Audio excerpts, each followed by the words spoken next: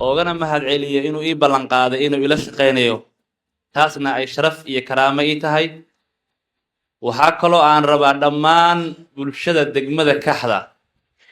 waxaan ognahay maalintii degmadan la aasaasay waxaa hoggaan u ahaa degmadan bulshada odayaasha dhaqanka ee degmada. maanta hadduu ilaahay yiraahdo insha allahu tacaala sidii ay ka dhawaajeen odayaasha gudoomiyaha uu ka dhawaajiyey wadadan isku tashigii lagu dhisay odayaashii waxaan diyaar u ah insha allahu tacaala gacantayda midig ina ahaataan wiilkiina aanan ahayn. guud ahaan bulshada degmada qof walba oo degmada ka mid ah waxaan idiin sheegayaa maanta laga bilaabo idiima ihi gudoomiye waxaan idiin ahay shaqaale.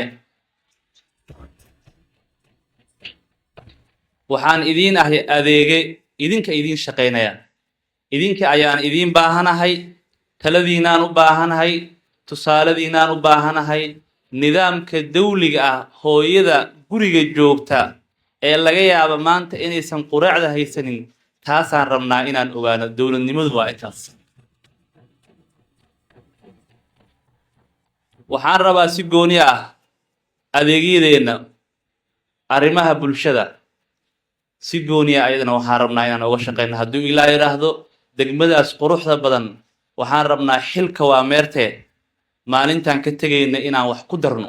gudoomiye kasta oo yimaaday waxbuu ku daray. waxaan rabnaa degmada Kaxda oo tusaale u ah degmooyinka gobolka Banaadir.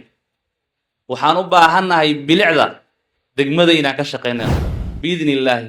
waaxyaha 5 waaxyood waxaan u baahannahay maalinta kale xilka wareejin doono in 5 xafiis oo ayagu ay leeyihiin inay degan yihiin hadduu ilaahay yiraahdo. laamiyada quruxda badan ee aad dhisateen waxaan rabnaa hadduu ilaahay yiraahdo haddana dowladdu ay noo dhammaystirayso bilicdeeda, jidcadayaasha, interloogyada magaalada ayaan rabnaa mar kale inaan tusaalo u noqono hadduu ilaahay yiraahdo.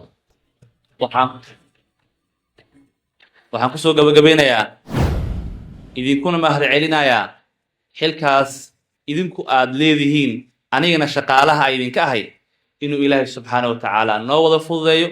gacmaha aan isqabsano degmada qof kasta waan u baahanay, maamada, nabadoonka, ciidamadeena amniga, shaqaalaheena dhammaan midow iyo waxaan noo ballanaa insha allahu tacaala